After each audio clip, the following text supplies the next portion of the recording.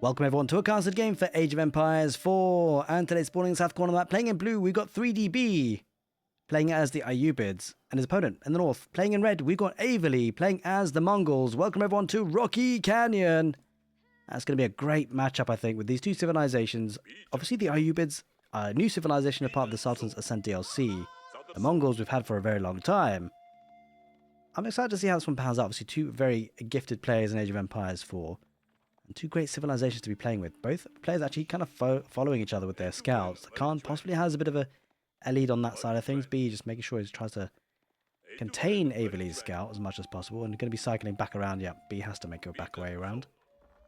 Now, on this map, whilst you don't have any fish in the waters, the middle is often a bit of a contention point because of the 3 relics and the 3 sacred sites.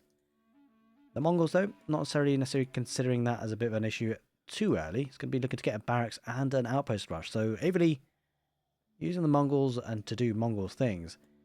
The thing that's kind of concerning for the ayyubids, they do like to try and play this castle age timing at times, but against the Mongols can be very tricky, right? There's very few civilizations that, you know, have the feudal age aggression that the Mongols do. And so the ayyubids have definitely got to be careful about that. House of Wisdom is going to be built, and I'd be interested to see what landmark or which tech up he goes for, actually. Could be the military wing. I think military wing makes a lot of sense against the Mongols. You can get Desert Raider, which tries to push away the spearmen as much as possible, especially with the ranged attack from the Desert Raiders. That's potentially something that B could be looking to leverage. Either way, whilst we get confirmation on that kind of stuff, hope you guys are having a great morning, good afternoon, good evening, wherever you are in the world. And if you're not having a great day, hopefully my content will make you a little bit more happier about things. Hopefully with some good, entertaining Age of Empires. We'll have to see. And I'd like to say a very big thank you to everyone supporting the channel, whether it be on Twitch or on YouTube. You guys are absolute legends. More importantly, I have been starting to stream a lot more on Twitch these days. So if you fancy dropping in by, make sure you come and say hello. I'll leave a link in the video description where you can find me. But either way, whether it be on YouTube or Twitch, you guys are very much appreciated. And the Uvu, going to be able to double produce the 2 spearmen as it's sending a villager already. Question is, where does it go for the outpost? Quite likely to be around the back, right? It's quite helpful to have the berries and the gold at the back for B, because what this does allow, or does force out for Averly, it forces them to go like the long way around, right? It has to go around the back. And it will take a lot longer to do so. That's the key bit of detail. Does use the eagle arrow just to find out if there's anything there. Scouts nothing. And so he knows he has to go around the back way. Now B is going for the military wing reinforcement, so should get those units out quickly. A Desert Raider will take a bit of time, but once he does get a Raider out, it would be helpful. Can be pushed away from gold. Still gathering. Maybe we'll be able to afford an upgrade or two. Should be able to afford double broadaxe, actually, with this gold coming in. The outpost. The question is whether it goes up. Like, we have seen a bit of a nerf to outposts in most recent patches. It's been a while, actually, to be fair, but the build time on it has slowed down. Villagers coming out to fight against the spearmen. And maybe try and deny that. If he gets a bit of torching on that, he can't delete it. I mean, B's committed, or Averly's committed now, right? So if he does delete the outpost, he won't get the full refund on that. Villagers, yeah, he's going to really commit to this B. Holy moly, he's going to buy time with this. Now in the Desert Raid to come out soon. He might just take it out. Oh, Averly deletes it, but doesn't get the full refund because of it. He's put away those weak villagers, but B doing just that. Got to be careful. There's the movement speed coming in. Does try to body block with the slightly weakened, lesser weakened villager, but doesn't quite manage it. Has to back away to the town centre now. Outpost looking to be coming up again for Averly. That villager on half health, so could potentially be sniped, which would be a bit of an issue. Desert Raider just about to pop out potentially. We'll have to see. That Desert Raider going to come out of the right location, but there are 4 spearmen, so can't get too close and personal. I think maybe Averly, this is smart. Averly's actually going to hang around the House of Wisdom just in case it pops out. So he can try and snipe it as soon as possible. There it is. There's the Desert Raider coming from the north, well, the west corner really. But he's going to go on top of that. I mean, he could switch to range attack. Switch to range attack, take the villager out. Go on, B. He's going to switch. I think he has already, yeah. He's going to try and focus on that. Come around the long way. Doesn't feel the pressure to do it immediately. Just needs to get a couple more hits on that guy, and then she won't be hammering on for too much longer. Is it he or she? It might be he. Who knows? Doesn't really matter. Villagers fighting on gold. Oh, Spearman does get a couple of hits, but he's committing, right? B wants to take that villager out. Should get the villager out. Does take it down, but might lose the Desert Raider. I think the Khan just chases that down. Bear in mind that the Khan does have a decent movement speed on it. I think, does it have enough? 1.62 versus 1.62. It's actually the same, but the Khan could use the maneuver arrow just to catch up on that, possibly. In fact, doesn't need to. Gets in range, does use the Desert Raider, but the Desert Raider did what it needed to do.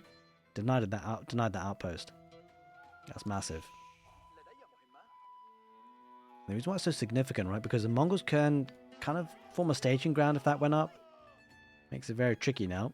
He's going to go with the silver tree, so looking to get some trade, which is going to be an interesting one. I think it can work against the ayyubids if the ayyubids aren't being aggressive, but it's B, right? B does definitely play aggressive. He can try and take down this mining camp, potentially.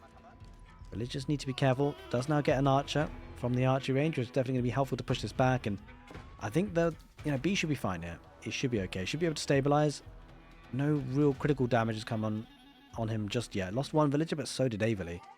The single archer might not be enough, though, because the spin will chase that down and poke and prod. But a second archer now it is looking to be a bit too much. I think the Mongols have to back away. Now, the follow-up for Averly will be a stable, looking to get some Keshiks on the map soon. And such a great unit for the Mongols, by the way. The reason why the Keshiks are so powerful, like, you know, if you compare them to a knight, maybe they're not as good, but bear in mind one thing in mind. It's more about the case of the Keshiks being a really powerful outlet for the Mongols to spend gold.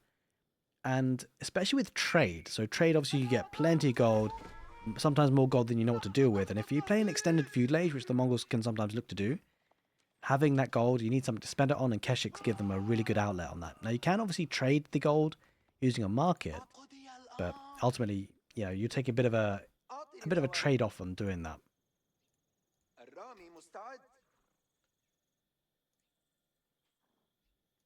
Speaking of trade-off, well, the ayyubids obviously had to trade off in terms of the strategies they may have wanted to go for, and instead of going for a castle age timing, which they kind of looked to like doing, look to maybe put some pressure on the feudal age. Well, as I say that, plenty more villagers going on gold, so that might be looking to be something they target eventually. It will take time for the ayyubids, or the Mongols rather, to get that trade set up and running. But is he actually really looking to really commit to it? He is now. He's moving out. So possibly could be starting trade soon.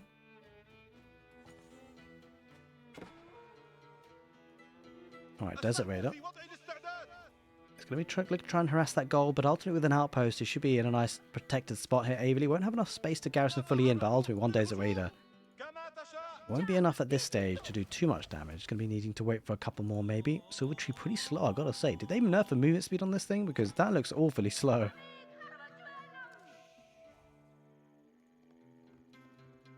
The Keshik there, looking to keep the eco alive and kicking. The ayyubids are going to get a really nice timing on this. Now the question is whether he goes up with the advancement culture wing. It's always a potential, but actually I think at this stage, but there's not a huge amount of pressure coming for the Mongols, I think you can greed it up a little bit and go for the eco wing. Get extra 8 villagers. Could be really nice for B and ayyubids. Although Keshiks now, they're going to get a couple of villagers here for sure. Town center's garrison inside, but the Spearmen were a bit too busy protecting the gold vein. And unfortunately 2 villagers do go down, or 2 villagers on the berries. Good value there already for the Keshiks. Can't work him against the Desert Raider. Now bear in mind, does actually get the Kamilar knees a little bit. On the Khan, I believe that. Yeah, I think so, yeah, it looks like it. Denying the Silver Tree going down with the scout. Bit of nice harassment. And 2 Keshiks just backing away. Going back home, but plenty of production coming for Averly. So yeah, maybe looking to really commit to that feudal age. The question is, you're kind of struggling on food to really maintain full production from the barracks. It's double producing from the stable though. He's really prioritizing the Keshiks, and understandably so. Once that movement speed on this map, right? It's one of the best things about this map. Rocky Canyon, you can get around and about, especially with the woodline spawns today. Not easy map to wall up. This is a long distance to be able to go through with the cavalry for sure. Silver Tree now deploying, so trade will be setting up relatively soon. Keshik can look to try and snipe down that scout.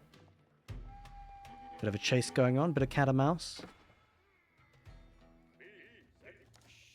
Either way, behind all of this, the ayyubids definitely look to play a feudal age as well.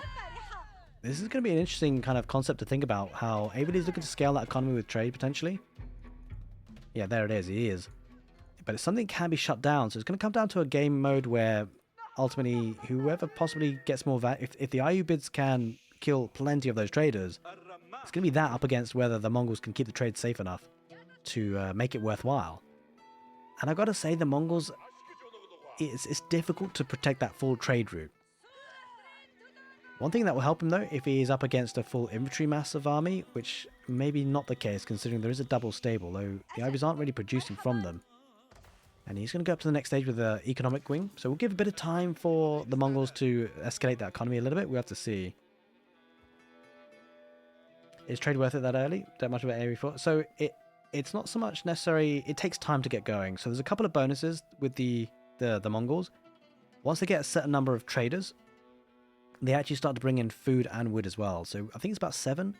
And then it kind of escalates that way. So it's one of those things that slowly gets going. It's not hugely... To be fair, it pays back really quickly. It pays back pretty quickly, traders, I gotta say. Yeah. There's a question in the chat, by the way, if you guys are watching on YouTube and thinking what's going on. The question was, is trade worth it that early? It probably is, actually. The payback on it is pretty fast. The question is whether you can protect it or not. That's the real key question. Because it's a very vulnerable source of economy. Oh, Averly does spot it now. Going to be sniping out at least a couple of villagers. Keshiks riding into the berries as well. You know, B's actually suffering a couple of losses here. He's lost 7 villagers so far. About to lose a couple more, maybe. Does he try and snipe this? I think he needs to back away. There's 2 spearmen. A bit too much to handle there, but Keshik's getting good value on the golden berries. You know, B's really struggling here. He's taking a lot of damage and might lose a Keshik. Should lose a Keshik. Yeah, the villagers killed him off, and they said they had enough of that Keshik terrorizing the economy. A couple of archers looking to take that desert raider. But he's really diving in, Averly. He's got to be careful not to lose all of his Keshiks, though. Because what you don't want to do is dive in and take too much arrow fire. Bear in mind, he doesn't have iron undermesh.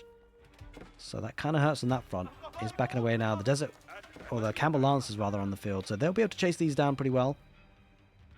And work from there. He's looking to get the walls up eventually. But yeah, the traders do generally pay back quite quickly. It's just a case of whether they can keep that trade protected or not. Because it is a bit of an investment, of course. Oh, the Desert Raider going to be riding in. I mean, to be fair, there's only 2 spearmen, the Camel Lancers rather. Many archers. I don't think Averly can take that fight. On the right side, spearmen catching up a little bit with the Keshiks. Riding on out of there. This is where the Castle Age tech up really helps actually with the Camel Lancers.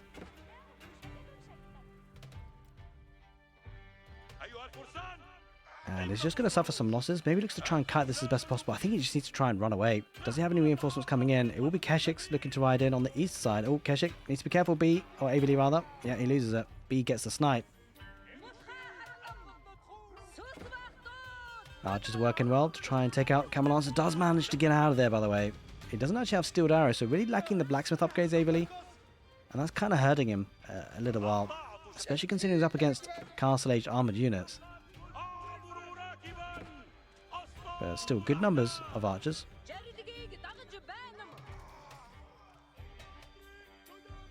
Keshiks getting a good charge on the camels once again, but Camel's going to take this fight any day of the week.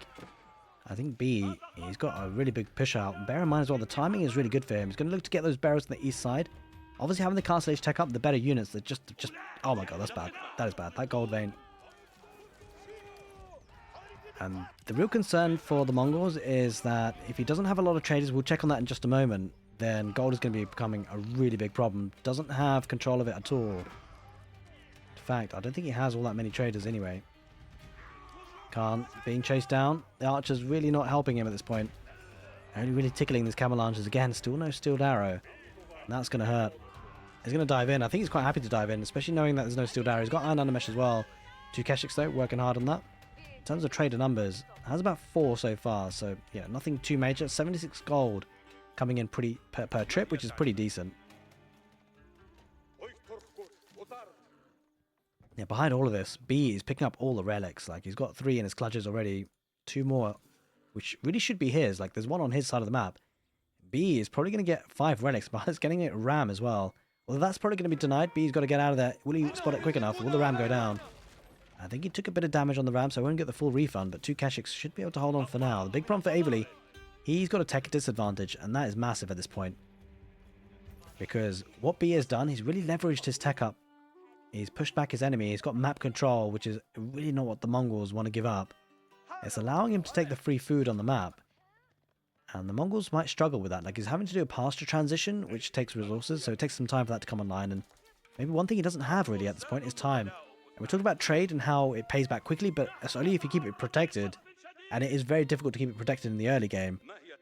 And it looks like Averly's going to find that out in this match in particular. B going to challenge this with a couple of lancers, and there's no way to deny that really, because bear in mind, Like, if Averly commits Keshiks to that, he's going to have to...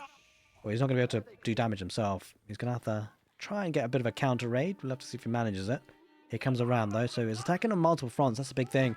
Snipes out another trader, especially with the camel lancers. Having that charge attack, it does so much damage. In a quick way. Keshik's being chased away by camel lancers. Camel lancers coming on the woodline. This is great from B. Look at him. He's all over the map. And Averly struggling to stop bleeding villagers. Whilst B did lose a lot early on by the Keshik's raids, he's definitely getting some back. And 3 different locations is fighting. Gonna lose that camel lancer most likely. Does it get out of there? No, it doesn't, unfortunately. But it got some value. That's for sure.